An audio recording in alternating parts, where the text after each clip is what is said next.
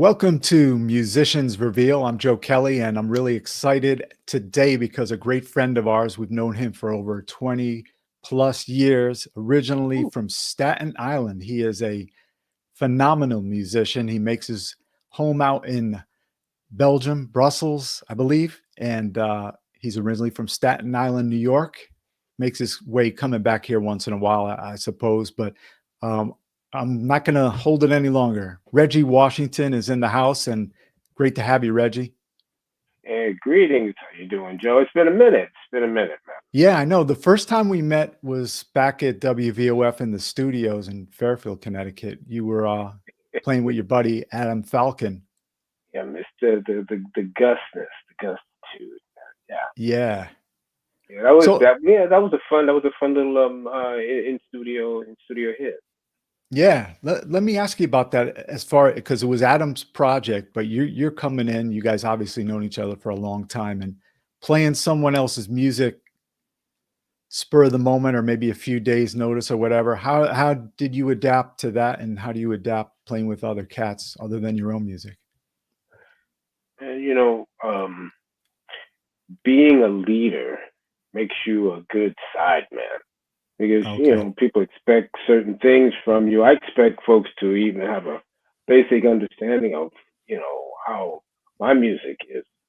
But so I give the common courtesy to my fellow side man. If I have to hit something in minimal, I try Right. to I just try to absorb as much of the music as I can. I gotta listen Right. to it and listen to the entire tune instead of listening to half of it and say, yeah, I got it. And Right. then you Right. get on the gig and say, oops, there's a third and fourth stanza to this too. Is it frustrating? Let's say you're on the stand with your own music, and you have people playing with you, and when they're not meeting the standards you just spoke about, how do you deal with something like that? Wow. I usually come out my face because we have limited time. Right. Right. And plus I like to get to each musician a good amount of time before that because I know people have life, have Yeah. life things to get to. And I try to get as much information to me as quickly as possible so I can at least get it in because I know I'm going to forget it and I know I'm Yeah. going to have something that's in between that time and the time of the gig. So let me at least get an understanding of it Hmm. because when we come back to it before the gig, it comes back a lot easier, a lot quicker for me. So, and I try to get that with other musicians. A lot of cats don't act the same way and don't function the same way. They Right. they get to the rehearsal to rehearse. Hmm. You're not supposed to be rehearsing at a rehearsal. I like guys to rehearse at home. That's Right. homework. Right. We're Hmm. supposed to be finishing things up, putting things together, getting from point A to point B in the gig, instead of dealing with little chords and other nonsense within the music. And I've had some cats learning the gig, learning the tunes instead of learning what we're gonna do with the tunes on the stage. And I just Yeah, they up, usually up, don't up, get the up, up. second gig, right? No, Yeah. no, actually don't. And it depends on who's making on who's noticing. Right. If Right. if it's me, I'm gonna try to be as pliable as possible. But if corporate, if management is checking it out and says, hey man, they're taking a little bit longer and they don't sound too good. What's going on, man? Why aren't you Right. doing what you're supposed to do? Uh oh. And when it starts getting on to me, then either heads got to roll or somebody's got to step up their game. Hmm. So originally you're from Staten Island, and we've talked, you've been on the show several times, but as far as getting into music back in the Staten Island day, I know your brother's a drummer. And how did you get into build up to the professional musician stage? Oh man, you know, a lot of this stuff doesn't happen anymore. You know, jam sessions. You know, music was always in the house. You know, that was something that we always did. Um, it was, you know, meeting other musicians was comparatively easy because my father had a program called Staten Island Music Workshop, where he was Oh, bringing okay. inner city kids Uh-huh. together into a big band setting. We were playing like like Neil Hefti arrangements, you know, Count Basie stuff, Thad Jones and Mel Lewis orchestra arrangements of big band stuff, and Right. you know, cats could play. It Yeah. was, you know, it wasn't the greatest in the world, but we were learning jazz, and plus we were staying out of trouble. I was 7, 8, 9, 10. My brother was playing drums with them, and there was plenty of like teens, you know, to about 19, 18, 19 years old, playing jazz music. My father had it in the in the Stapleton Community Center. Mhm. So we were there Saturday, Sunday. We would rehearse for functions. We played outside in like the Stapleton Day, that type of stuff. Um, so you know, it was always something that was going on. Was able to see jazz, go to my brother and I had our percussion duo. So we were able to meet musicians, go into clubs. I was not supposed to be there. I was entirely too young. I They remember were getting the giving fake IDs out in Times Square a couple times. nah. It was worse than that. My Oh, okay. dad used to bring me inside the club, Oh, sit me okay. down, give me an orange juice and the lady behind the bar would give me a orange juice with fruit and stuff on the top of it, some pretzels, and I would Yeah. just be sitting there in the booth, and eventually listen to the music and drink some juice, go to sleep. Oh, But wow. you know, as I got Yeah. older, you know, we was playing in big band in high school. Was going to competitions, you know, and stuff like that, playing cello and bass. So the music was always was there. I got tired of it. You Mhm. know, I didn't want to do it after my mom passed when I was like 19. Mhm. So I stopped for a second, and a friend of mine purposely brought me to a jam session at I think Ohm Studios in New York. And this guy was butchering this song. I don't know what song it was. He said, "Yo, man, this guy is horrible, man. You should go up there and play." And I didn't feel like playing, man. I said, "Nah, nah." I was like, but then he butchered the song, and I can't let this go on anymore. And got on the stage, man, and started playing. It's like, wow, I missed this. Mhm. Nah, oh well, I'm back in. And then it pulled me in. I was back in by 20. I was out at 19, back in at 20 years old. Hey, you know, I'm glad You I'm know, and glad you we made that decision to come back in the mix. oh man, it was wild. Then we started to you know, play it out on the street when it Mhm. was starting to be a thing.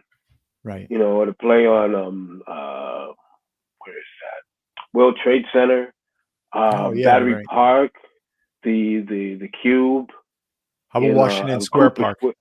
Right, right. We Yeah. played at 59th Street in front of Orange Orangutans building.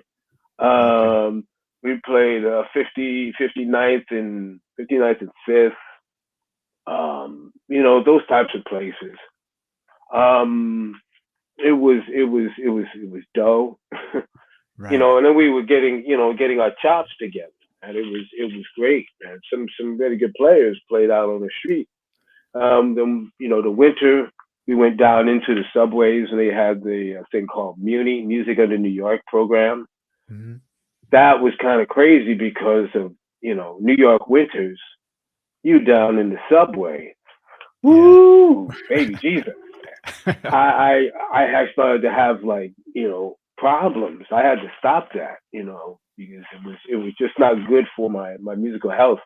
So, you know, that's when things started. you know, around 82, 83, you know, where That's when I we was could, living. I was living in New York the fall of '82. I was at NYU, freshman. I stayed one semester at NYU, living on University Place. So it was right around that time. I might have walked right by it. yeah, we were inside the park. We were inside Washington Square Park hitting because we had in fact, we had battery operated like mouse and moose kind of amps, and then we graduated to the gas generator. Oh, You know, okay. traveling Oh, yeah, around yeah. Right, traveling right. illegally with that thing. We had it in a like the paper box that it Uh-huh. came in, and we would get on the train, and it was full of gas Yeah. going to the next Wow. gig. Accident waiting to happen. Exactly. Thank goodness the Yeah, knucklehead gods were looking down on us. And listen, yeah. Or we'd be holding up the New York Post headline. Yeah. idiots, idiots blow up the Yeah, subway. yeah. Coming in from Staten Island, blow up the 6 Oh line. man, no. My buddy was in. He was Elton Reed. He was a drummer. He had him and James Rollaire.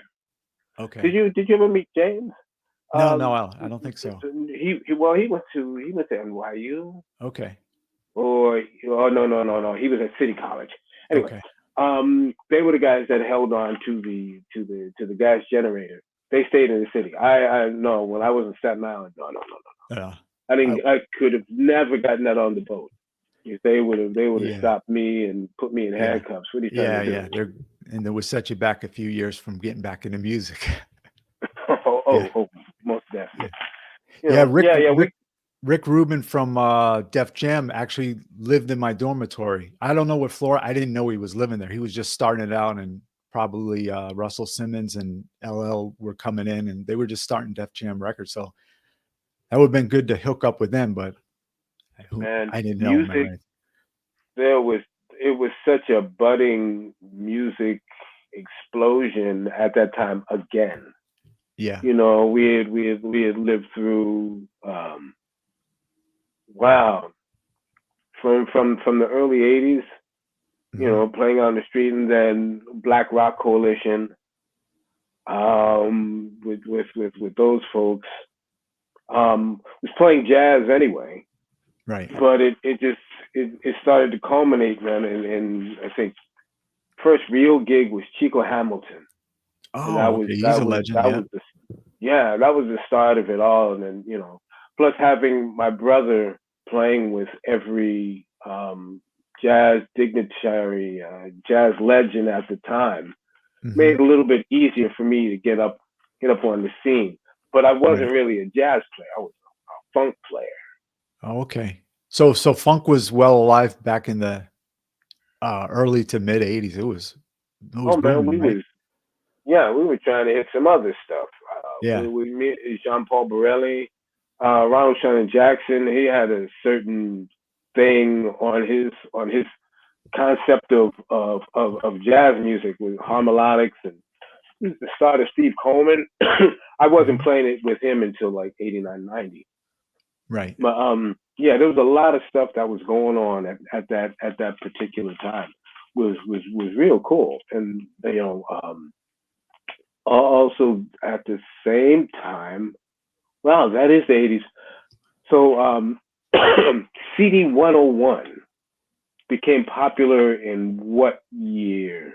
86, Mm. 87, something like I that. was I was a BLS listener, Frankie Crocker. So Yeah, I mean, CD yeah. 101. Yeah. Yeah, because Frankie, we used to play a lot down at Honeysuckles Oh, okay. I remember and hearing about that. Sil- Yeah. Silver Shadow and um oh wow, there were a few of those clubs used to play because I played with R&B cats just to play, man, to play Right. and be Yeah. playing down at these clubs. You make a pretty decent dime, and if you were quick, Mhm. that's where he started honing those jazz chops that were out on the streets. You know, sight reading goes up, start to be more instinctive in playing music because that's the best crowd. That's the best crowd to entertain You Right. know, folks that are in their 9 to 5 job walking past you, Oh yeah. you Yeah. have to entertain those people. That's a Mhm. hard listener. If you can Right. get them Right. to stop in their hour to eat Mhm. their lunch in front of you, you Yeah. know, you kind of done something. So we were kind of in tune with that. So, Um, and that made us really quick as far as being backing bands for vocalists. mhm. They wanted a band of folks that were able to play that music, play whatever music that they wanted, and be quick about it because knowledge. Yeah. Yeah. Reggie So Washington is with us, and I was correct. You're out in Belgium right now, right? hmm Yeah. yeah, out near the on the outskirts of Brussels. Oh, okay. And of course, we Yeah, got to give near. props to your wife, Stephanie. Steph is running Jam and Colors Records, which is Oh just a man. great label with tremendous artists beside yourself, your solo CDs, and all the people you work with. But yeah, how do you go about, or you and Steph choosing artists beside yourself to work on the record and get those affiliations? How does that usually come about? Well, if we can use the example of Black Lives. Pre-existing conditions. George Floyd. Mhm. That was just because of the pandemic, and also what was happening at the time of pandemic in 2020, with all this racial tension and killing, senseless killings. You Right. know, when she put that out there to write music that would that was just to help bring light to a lot of this stuff, and to have some type of dialogue so things can be changed, Right. Right. because there's a lot of flaws going on. So we did this, which it came out to be a two CD endeavor. Black lives, generation to generation. Because she just started asking people, and the people that were, it was like within, and then she started asking, it started going out, and she was surprised that she got a lot of people to come back and have something to say. It was cool. The some of my favorite musicians to play with, to listen to. Then they were also good-hearted, good souls, Mhm. good human beings. So that made it more fulfilling, and the two CD, two vinyl album. It's a wonderful collective of music. Right. So we were nominated for the Deutsche Preis. It's Okay. a German, like the equivalent, like the Grammys.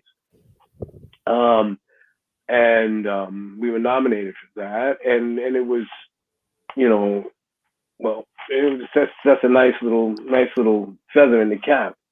Yeah. The thing was, people were thinking, well, this is just a collective. It's not really a band.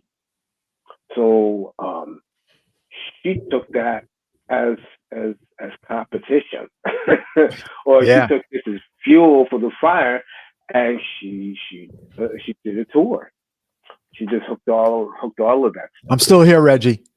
Okay, cool. Yeah, she hooked all of that up, and she did one tour, and we got some recording time during that, and then we did a couple of other in and out gigs in Europe. We did one in the Winter Jazz Fest in New York last winter, last January, and then we did a couple of more European tours with recording sessions within the tour. Mhm. What it did was just consolidate this aggregation of musicians. The only thing was, it was 13 people. So we had 13 people on it, in between 11 and 15 folks on the Wow. road. And that was, to say the least, an adventure. Everybody It was, doesn't adapt the same way, right? Yeah, and it was really interesting. Let me see. Ah, yeah, the picture Yeah. back there. That's for the poster ball Oh, okay. in Brussels. Um, yeah, it was interesting because everybody in the band, there were a couple of new folks that I just met, like Christy Dashiell, excellent excellent vocalist from Washington. She just got Okay. out of this. Um, her Tutu Pwane is another great female vocalist from South Africa. She also resides in Belgium. Um, they were new as far as me I was concerned, but then I had old friends like Mark Gilmore, who I've known Hmm. for God knows how long, and David and his brother David Gilmore from Steve Coleman days, and significantly before that, Jean Paul Borelli from that's from years back. Gene Lake, Federico Gonzalez Peña, um, Jacques Schwartzbart.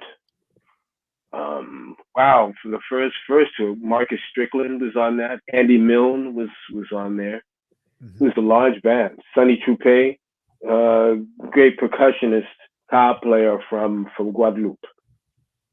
Um, who else? Wow, that's Adam and Falcon. I'm sorry. Adam Yeah. Falcon. Oh man, that's oops. Sorry, Yeah. Adam Falcon and JP and also How Sharif about Simmons. how about Grasshopper? I forgot about DJ Grasshopper. Okay. That's my right hand man. Yeah, I figured We were he had doing to a be on lot it. of stuff. We were Hmm. doing a lot of stuff together during confinement. That's how a lot of these songs became what they are now. Hmm. You know, and also to incorporate some of these newer tunes into the band, the band vibe, Right. because it's come it's kind of come full circle, and it's kind of cool because being the MD, I gotta kind of it's in an all-star situation. You have to give everybody their playing time. I look at this as like a Yeah. basketball game, Yeah. or or Right. or at least or a baseball game. So you got to give people time to shine, Right. and Right. it it's a lot of music because the criteria is everybody in the band are composers, Hmm. so they bring that band, that tune comes to the gig. So if they're not on the gig, I usually don't use their tune, because there's Okay. another tune that I can use from another person that is within the band concept. Oh, Unless okay. the Right. tune is extremely strong, because Hmm. we've been using a tune Friendship, and Gregory Privat, who is another keyboard player that's a composer on the first CD, and now he does touring with it. Um, his song symbolizes something, so it's become a very important cog in the way the show runs. The Hmm. his tune and also Adam's tune, "Color Man Singing the Blues," which is a very strong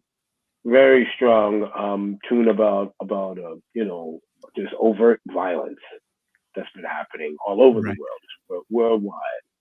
So it's that's how this works. So we were getting ready to put together a tour now, which is seeing the benefits of our toil, you know, Right. for now. So we'll see what's happening. And the new CD is getting ready to That's right. drop. People on Earth, right? Yes, Yeah. people of Earth, People of Earth. Yeah. which has been really cool. Is you know, I can remember a lot of these songs the two songs that we did. One was Grass and I, and this other tune that I'd written a few years ago, and things just started coming together, and then using the ingredients in the studio. It was really very interesting to get everybody together using the expertise of Federico Gonzalez Peña, Federico and Christy. Just because of Right. the things that I was trying to do, I couldn't do it. Because I'm thinking, oh well, I'll sing this voice an octave up, and then I can sing the other one an octave lower, and that'll be what I want.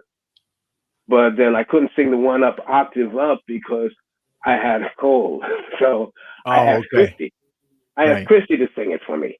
But then I also found out that Christy could sing that same note an octave above that.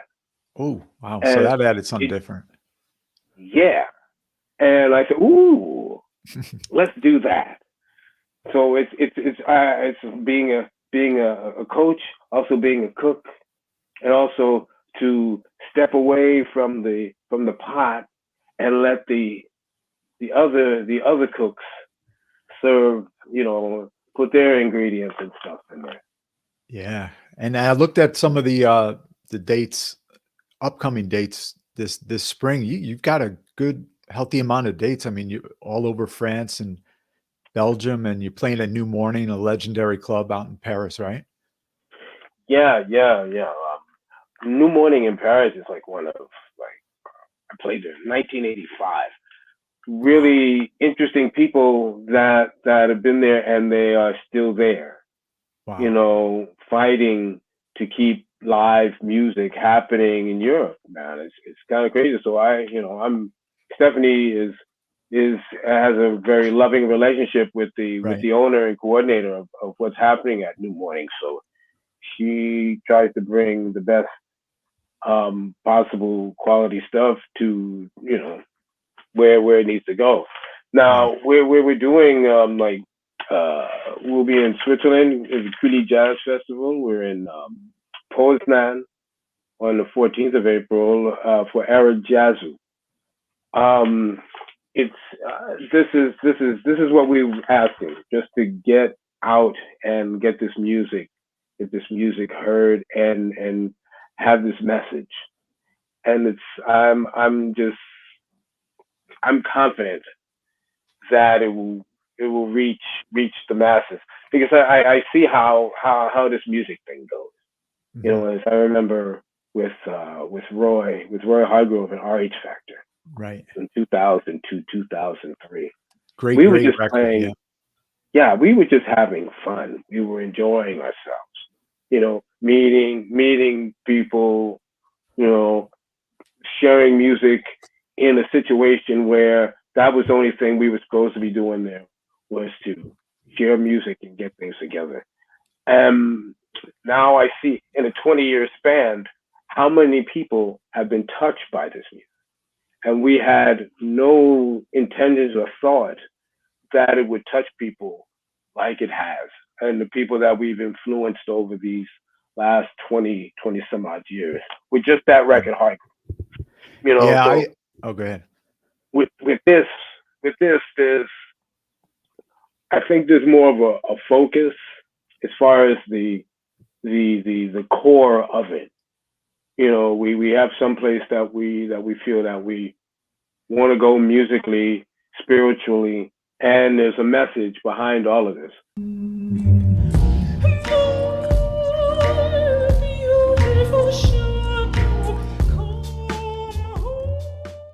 So the music is done in a positive, with a positive force that's behind it.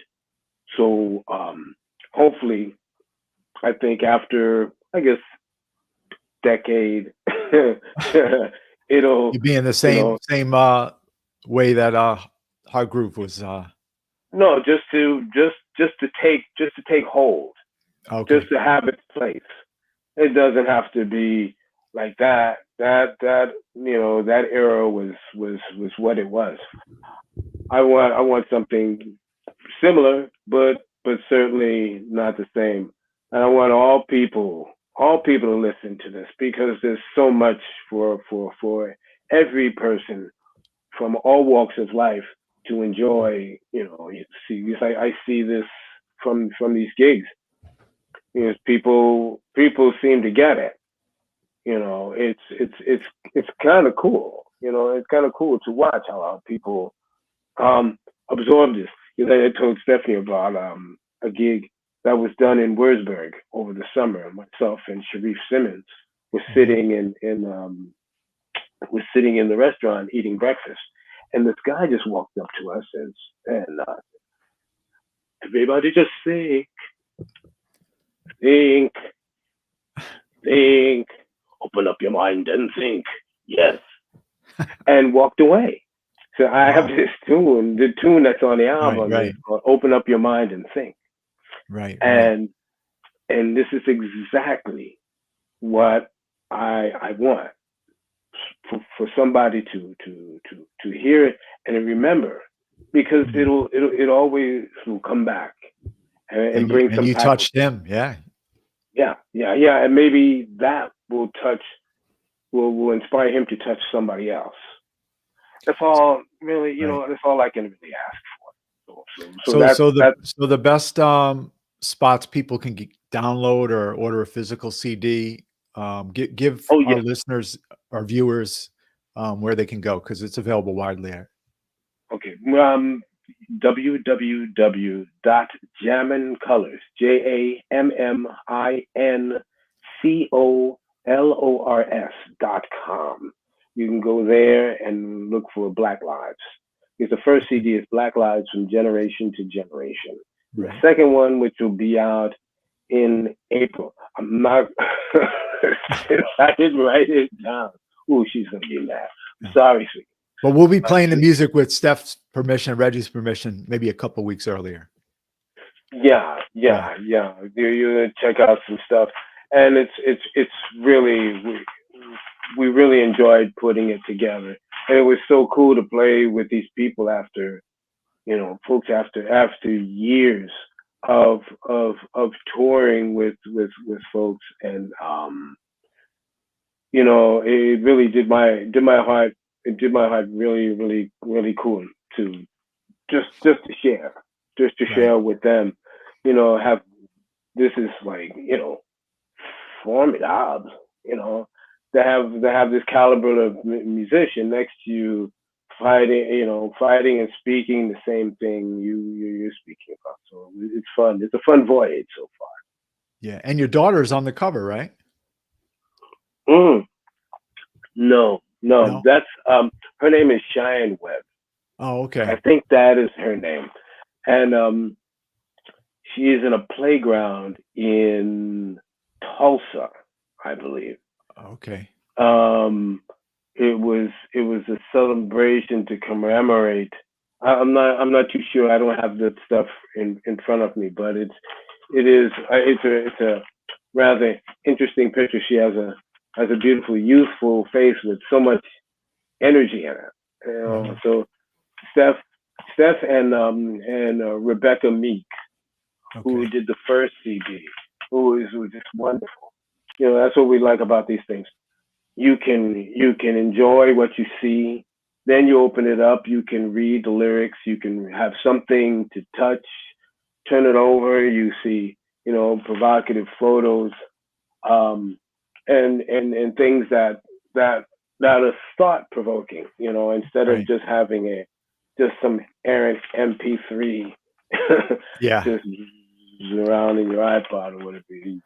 Yeah, I got to give compliments. Like, maybe I've said this before, but Jammin' Colors and you and Steph, the putting together the records, the CDs, like you mentioned before, so much is put into it. I'm sure it's not cheap either. You could just, like you said, could have just put it with one paper thing in with the title, but there's a lot that goes into it. So you guys are to be commended for that. Yeah.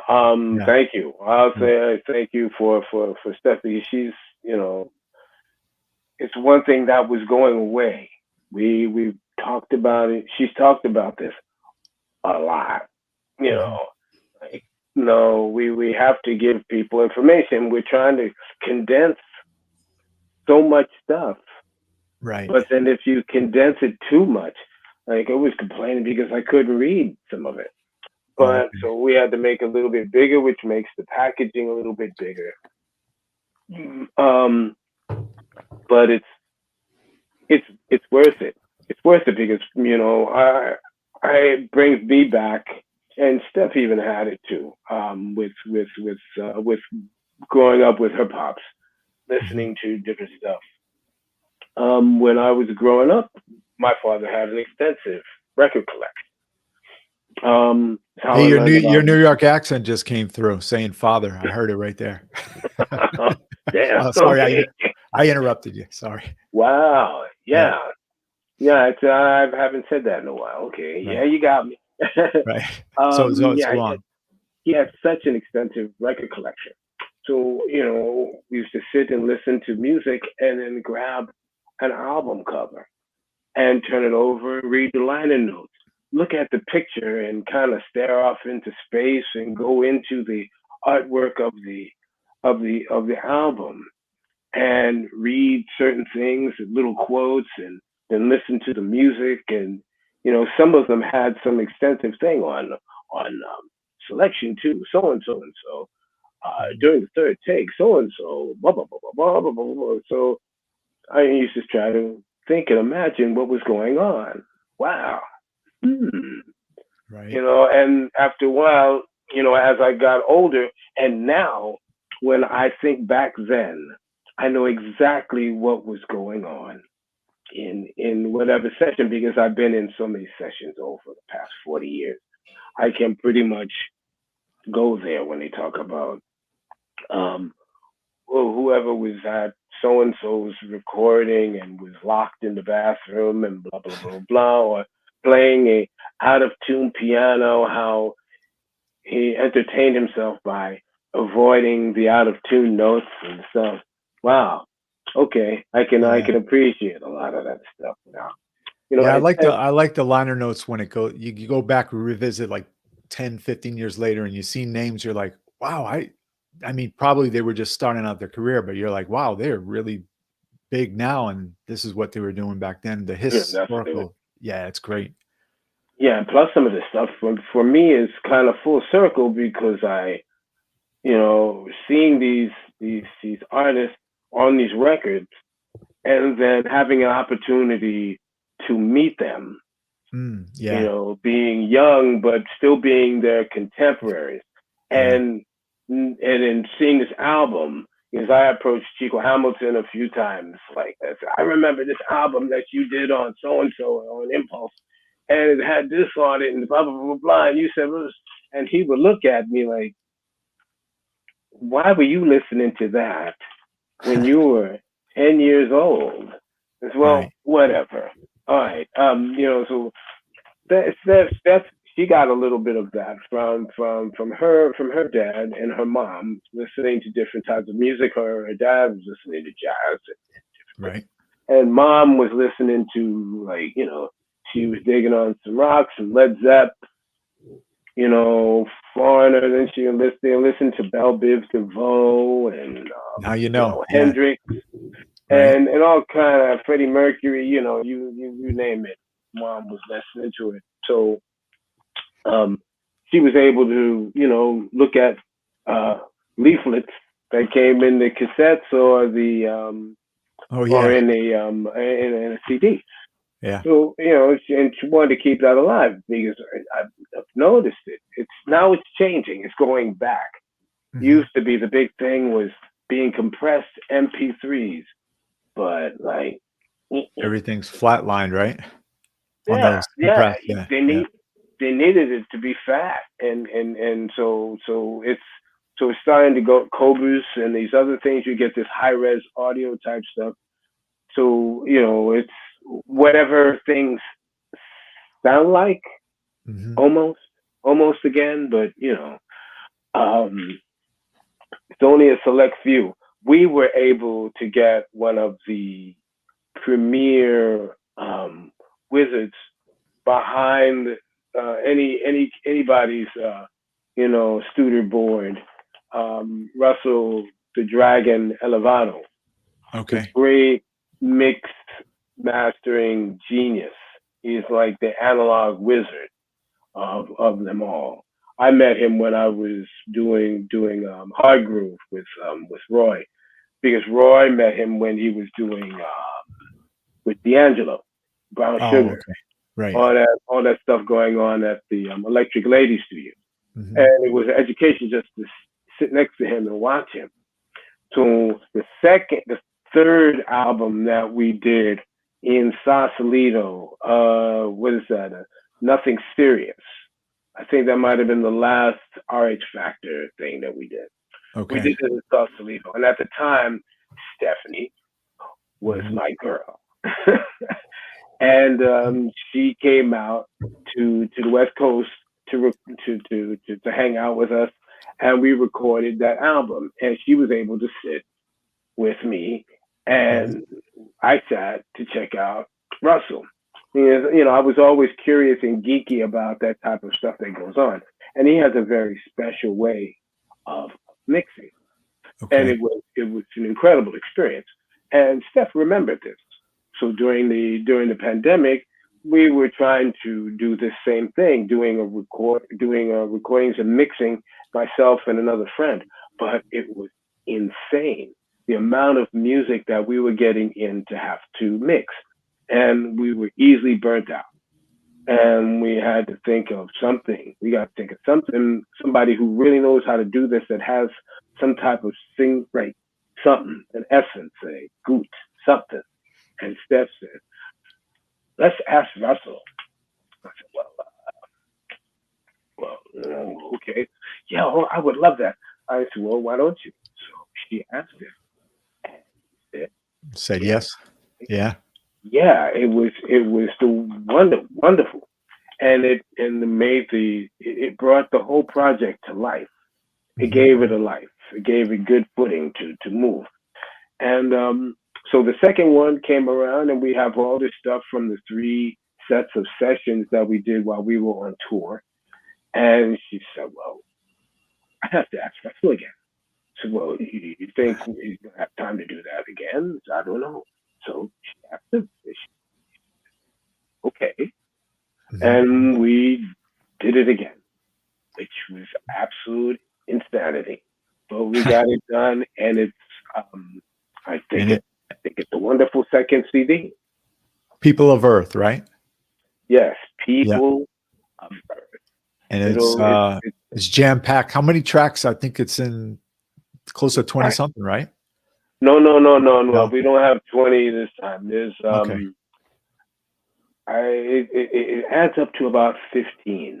We Okay. have Well, a close couple enough. of Yeah. yeah. We have a intro. We have an intro, and there's an outro. We try to meld and mesh music in with each other to get a nice little chorus, a little song story, take you on a musical path, so you Right. don't have to get up and move anything. Just let it run.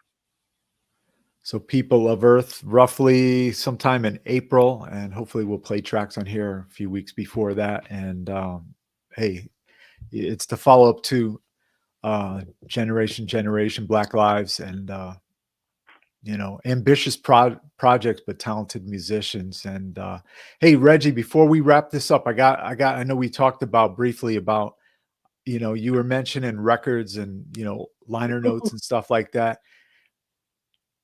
This could be as free form as you want, but I was really interested in knowing, maybe give us 5 records through your childhood or up to today, which have been, so influential in your musical upbringing and style.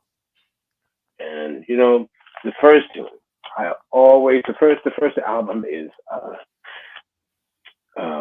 Freedom Suites Okay. by Sonny Rollins, Oscar Pettiford, and Max Roach. It's like one of the first records I ever really heard. Was me and my brother. My brother was certainly into Max Roach. When I heard Oscar Pettiford, it was just so cool to hear him play along with Sonny Rollins. I loved Sonny. It was Mhm. it was beautiful. I tried to play saxophone when I was young, but I sucked. I was horrible. I mean, Okay. absolutely just bleh. You cut your But losses. oh, boom, yes indeed. So that one, Freedom Suites is one. Um, Speaking of Max Roach, I saw it was Mal Waldron and Max Roach, a duo at the Montreal Jazz Festival.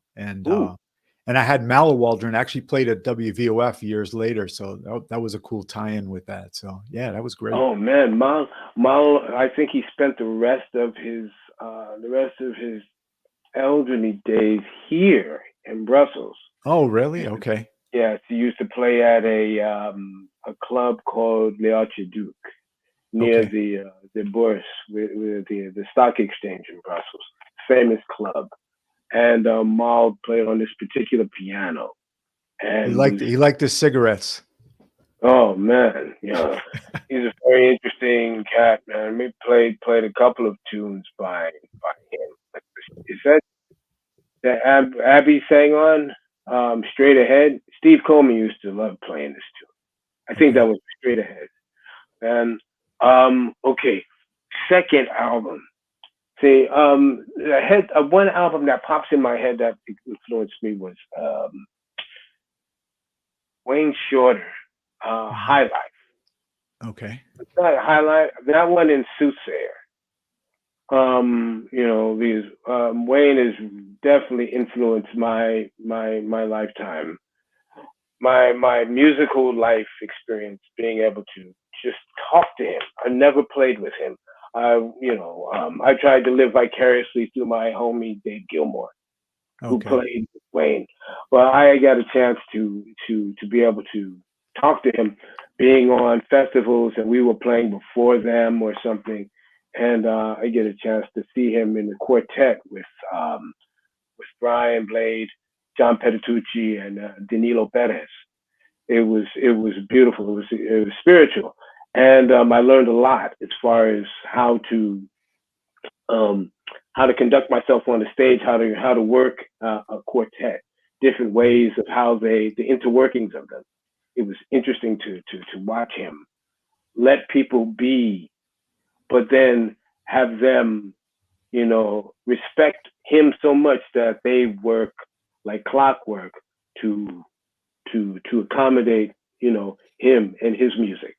So like High Life and Soothsayer. Wayne Shorter. Yeah. High Life and then Soothsayer, that was even before High Life. So that's 3. Okay. 4 and 5. Oh jeez. Wow. Any funkadelic Mothership Connection kind of anything up in there. Okay. That is, affected me because of the ism, and then getting, having the opportunity to meet and talk to Russ, talk to Bernie, the Woo, Master Woo. He played at our old studio, WVOF. He came on the show with his keyboards and everything. That was great. Man. Yeah, what a guy. Dude, him and, I had to talk to him and Big Brother JT Lewis, about the funk in the life, and Ronnie Drayton and all them brothers. That funkadelicism, that was a major influence. And it's tough to pick one. That just P-Funk right there. You said it. Yeah, and that affected all of us. That affected another album, Brown Sugar, D'Angelo's. Yeah, D and Messiah, Black Messiah, right? And Voodoo. Hargrove. We were all affected by all of this stuff. How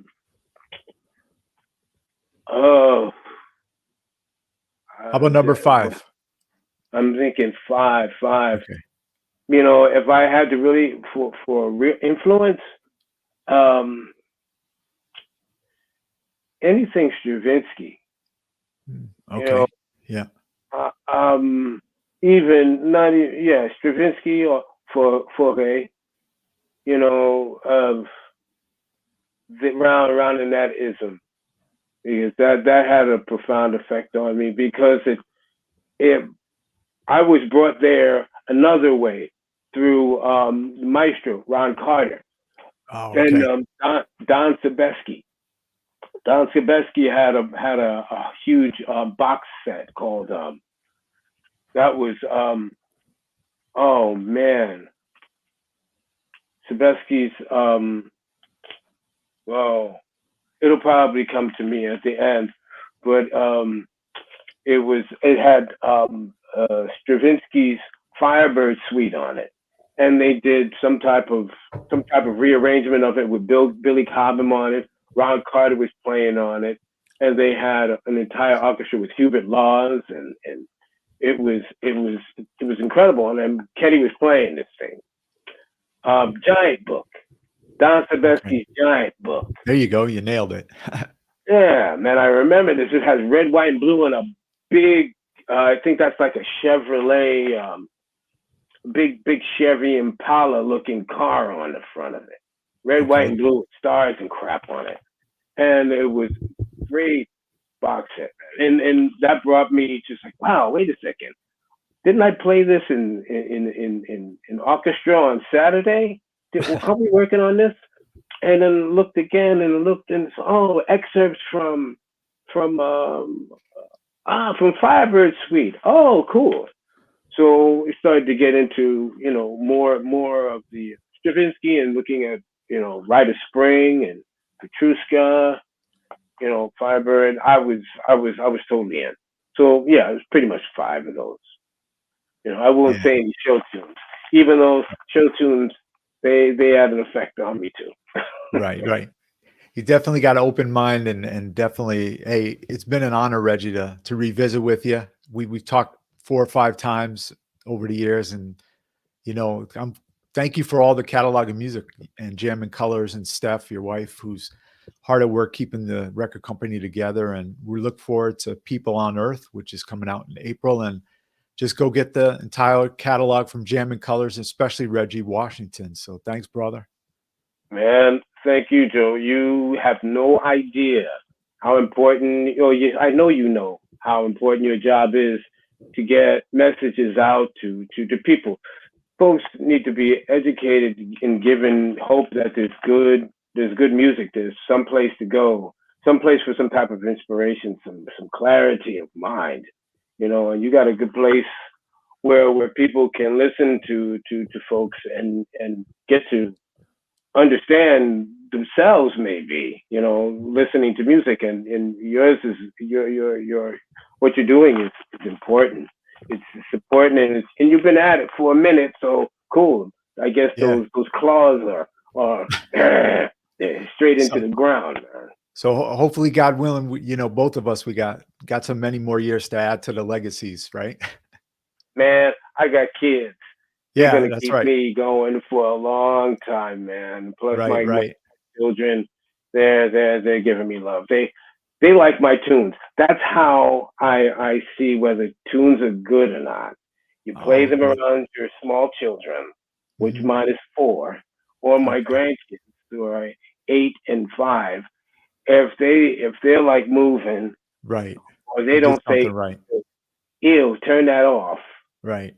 You're doing something good. And they're cool, man. My kids come to gigs, they dig it, and then they go to the side and they go to sleep. And it's, right.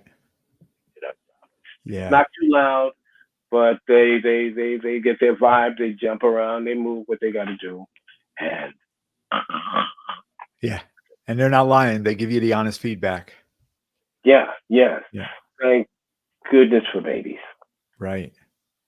So Reggie, hey, thanks so much. And we'll be playing People of Earth. Reggie Washington, thanks, brother. Thank you. Take care now. 41 shots took a young man's life. Shot him down to the ground.